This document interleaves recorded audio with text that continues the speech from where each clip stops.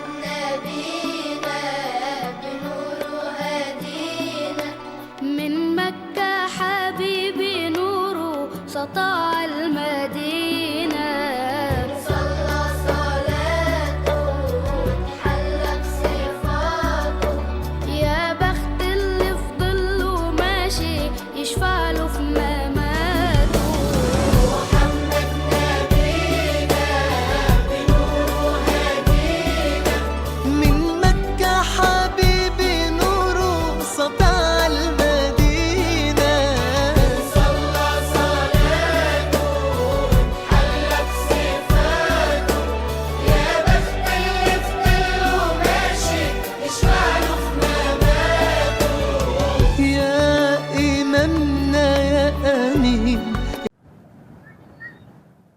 اعوذ باللہ من الشیطان الرجیم بسم اللہ الرحمن الرحیم السلام علی المرسلین انشاءاللہ ماشاءاللہ سبحان اللہ. السلام علیکم ورحمۃ اللہ وبرکاتہ. Welcome every body. آج انشاءاللہ ٹاپک وہی ہے لیکن لوگ نئے ہیں. دنیا وہی ہے جب آدم علیہ السلام پیدا ہوئے تھے, محمد صلی اللہ علیہ وسلم آئے تھے, ابراہیم علیہ السلام تھے. آج بھی دنیا وہی ہے لیکن لوگ تبدیل ہوتے رہتے, تو میرا بھی کراؤڈ تبدیل ہوتا ہے.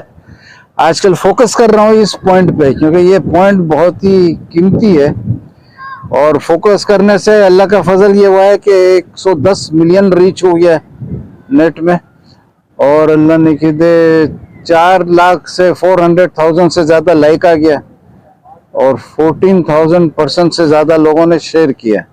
یہ 10-12 دن پہلے کا رپورٹ ہے, ابھی اور شاید اضافہ ہو گیا. تو پوائنٹ یہ ہے کہ کرسچن لوگ قرآن کے خلاف فالتو حرکت کرتے ہیں, جلاتے ہیں, یہ وہ کرتے ہیں. تو یہ ایک غلط فہمی کی وجہ سے وہ قرآن کو اللہ کا کلام سمجھتے تو نہیں کرتے, اور مسلمان لوگ چرچ کو جلا دیتے ہیں. تو یہ دونوں طرف غلط فہمی ہے اور کم علمی کی وجہ سے ہوتا ہے. جذبہ اپنے جگہ ہے, لیکن چرچ کا بھی قرآن میں تعریف آیا ہے کہ یہودی کا عبادت گاہ, کرسچن کا عبادت گاہ, مسلمان کا مسجد, تینوں جگہ میں اللہ کا نام کثرت سے لیا جاتا ہے. یہ قرآن کی آیت ہے, تو اس کا بھی احترام کرنا چاہیے. اور قرآن شریف اللہ کا کلام ہے تو اس کو ثابت کرنا چاہیے. ایمان تو ہے ہمارا, قرآن میں خود لکھا ہے کہ تورات بھی اللہ کا کلام ہے, اور لیکن تورات اور قرآن میں کوئی ایسا پوائنٹ نظر آ جائے جس سے 1 اور 1 2 کے جیسا ثابت بھی ہو جائے. تو بہت سارے پوائنٹس ہیں, لیکن یہ ایک خاص پوائنٹ ہے جو اللہ کے فضل سے ابھی 1986 میں لکھا تھا, اور ابھی تک ماشاءاللہ یہ چل رہے ہیں, اور اس کا اثرات بھی ہو رہا ہے.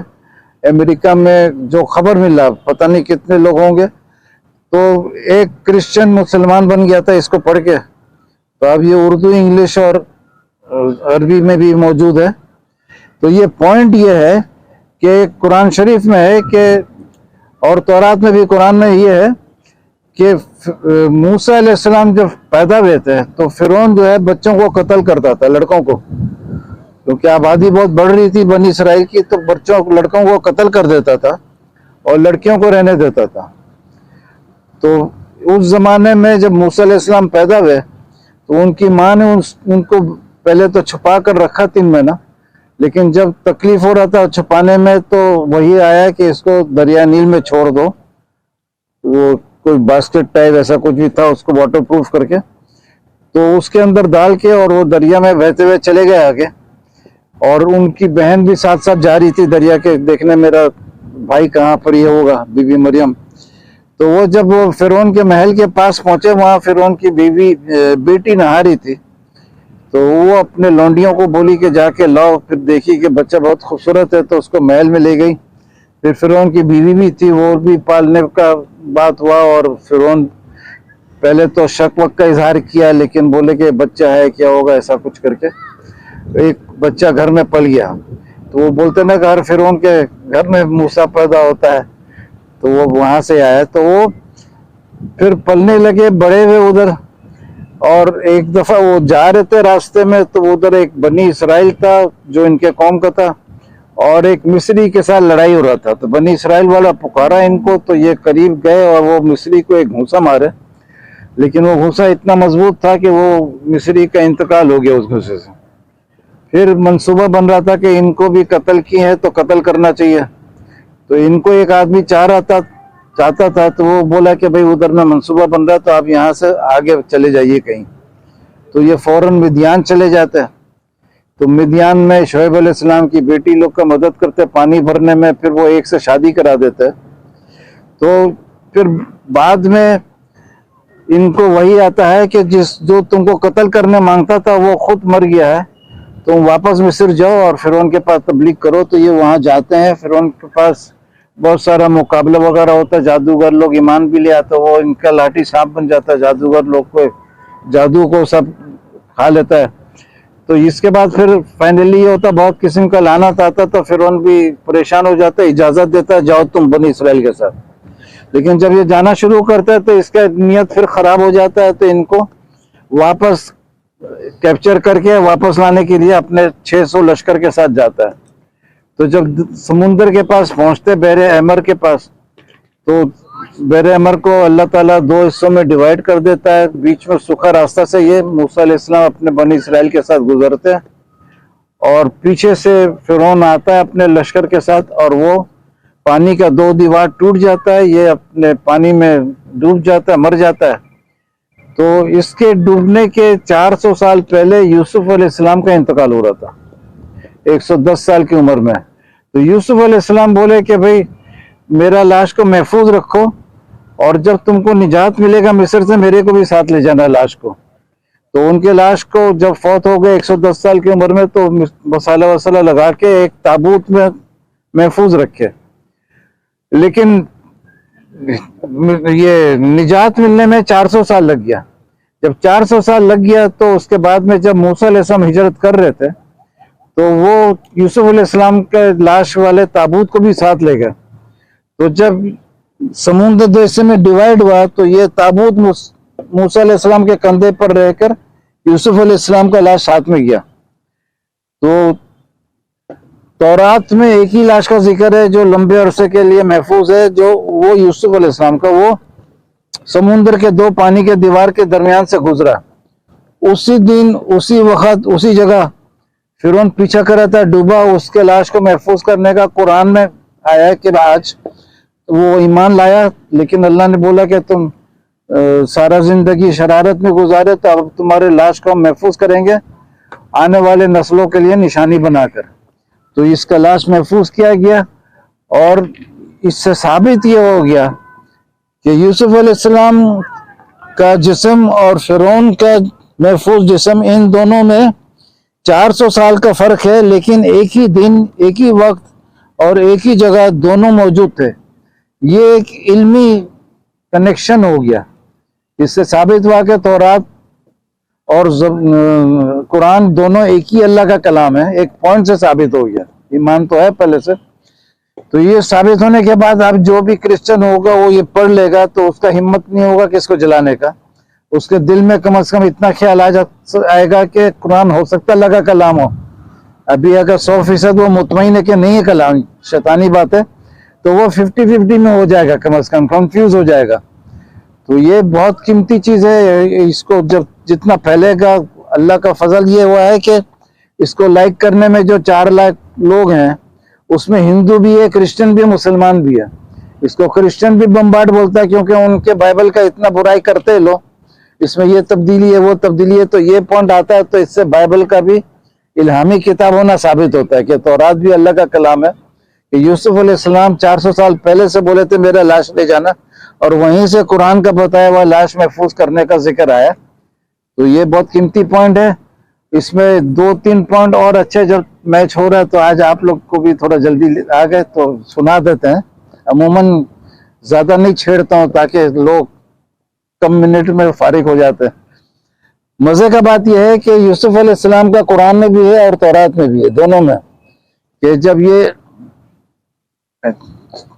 کچھ 16 سال کتنے سال کے تھے, ایگزیکٹ ایج یاد نہیں ہے, تو ان کو سوتیلے بھائیوں نے کنویں میں ڈال دیا تھا. یہ پتہ ہے سب کو کہ یوسف علیہ السلام کنویں میں تھے, اور وہاں سے یہ فرعون کے محل پہنچ گئے. ایک قافلہ آیا پانی لینے کو, دیکھا کہ یہاں تو یوسف علیہ السلام ہے، تو ان کو لے کے گیا اور بیچا، اور وہ ایک پیلس کا آفیسر تھا، تو وہ خرید کے ان کو لے گیا اور اس کے گھر میں پلتے رہے، پھر وہ جیل ویل میں گئے، وہ ایک لمبا کہانی ہے۔ اچھا، تو یہ تو سوتیلے بھائی کے حسد سے ہم لوگ سمجھتے تھے کہ خالی گئے، لیکن اللہ کا منصوبہ لمبا لمبا ہوتا ہے، تو وہ بات بالکل صحیح ہے سوتیلے بھائی لوگ کا۔ لیکن اس کے ساتھ اور بھی پوائنٹ ہے۔ وہ دوسرا پوائنٹ یہ ہے کہ موسیٰ علیہ السلام کو فرعون کے ڈر سے دریا نیل میں چھوڑا گیا، وہ بھی محل پہنچ گیا، اور یہ 400 سال کے ڈیفرنس سے ہوا۔ لیکن مزے کا بات یہ ہے کہ جس کو کنواں میں ڈالا تھا اس کو تابوت میں ڈالا، اور جس کو دریا میں ڈالا تھا وہ یہ تابوت کو 400 سال بعد کاندھا دے کے پانی کے 2 دیواروں کے درمیان سے لے گیا۔ یعنی اللہ تعالیٰ پوائنٹ ایک کے بعد ایک دے رہے تاکہ ایمان لانے میں اور آسانی ہو، کہ یہ ایسا منصوبہ ہے، ایسا ڈرامہ ہے، حقیقت ہے جس کا دہریہ بھی انکار نہیں کر سکتا۔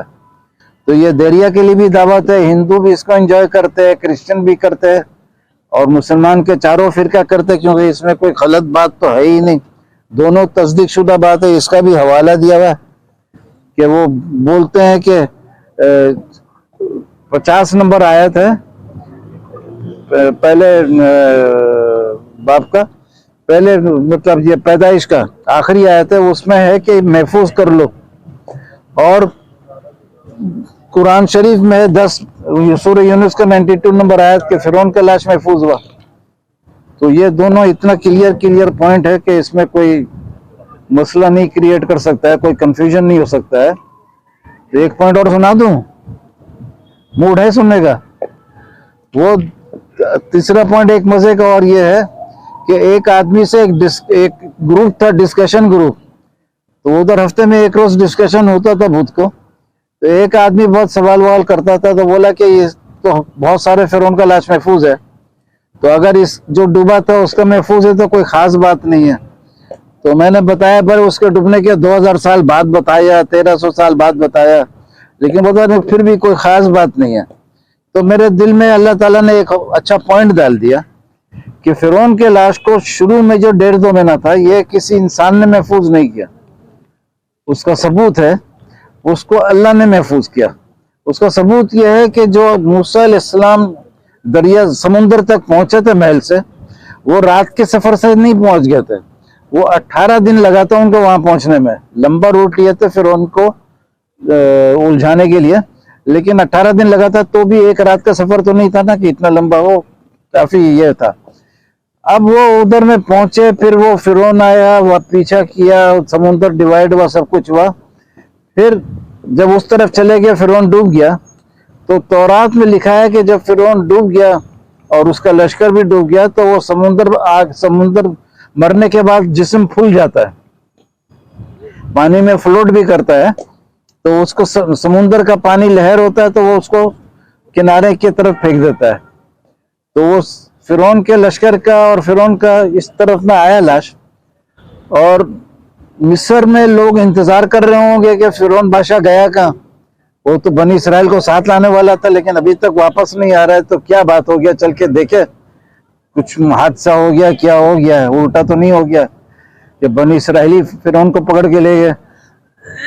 جب ادھر جاتے ہیں تو سمندر تو ایک ہی ہو گیا تھا، دیوار پانی کا ٹوٹ گیا تھا کافی دن پہلے، تو ادھر کسی کو آئیڈیا بھی نہیں ہوتا کہ سمندر تو ایسے میں ڈیوائیڈ ہوا ہوگا، کیونکہ یہ تو نارمل چیز تو تھا نہیں، یہ تو ایک معجزہ تھا۔ تو پھر وہ لوگ کافی دن تلاش کیے ہوں گے، پھر کشتی وشتی منگا کے اس پار گئے ہوں گے، تو وہاں دیکھے ہوں گے 600 لشکر ہڈی کا ڈھانچہ بن گیا، اور فرعون کا لاش جو ہے وہ ایک دم تازہ ترین محفوظ ہے۔ اس کا ثبوت یہ ہے کہ جو ڈوبا تھا اس کا لاش مصر میں محفوظ ہے ابھی تک، آپ جا کے دیکھ سکتے ہیں۔ اور لاش کو محفوظ کرنے کے لیے شرط یہ ہے کہ لاش مرنے کے ساتھ اس کو تیاری کرا جاتا ہے، اگر سڑنا شروع ہو جائے تو پھر محفوظ نہیں ہوتا ہے۔ تو چونکہ اس کا لاش محفوظ ہے ادھر میں، تو اس کے میں نے وہاں سے جب وہ اٹھا کے لائے تھے اس کو، تو اس وقت بھی صحیح سلامت تھا اس کا کنڈیشن، لیکن ادھر میں کوئی انسان تو تھا نہیں، سارے مردے لوگ تھے، گیدر ویدر یہ سب ہوگا، کوئی جانور وانور ہوگا، تو ادھر میں اتنا دن جب محفوظ رہا تو انسان تھا نہیں، تو انسان کا ہاتھ بھی نہیں تھا، تو یہ صرف اللہ کی مرضی سے محفوظ ہوا، جس کا ثبوت ہے مصر میں لاش ابھی تک محفوظ ہے۔ اس کے بعد पॉइंट तो बहुत सारा आएगा, लेकिन रुखसत लेते हैं आप लोग का, क्योंकि आप चेहरे से थोड़ा सा बेचैनी नजर आ रहा है। तो आप सबको दोबारा अस्सलाम वालेकुम व रहमतुल्लाहि व बरकातुहू। محمد نبينا بنور هدينا من مكة حبيبي نوره سطع المدينة صلى صلاته وتحلى بصفاته يا بخت اللي في ظله ماشي يشفع له في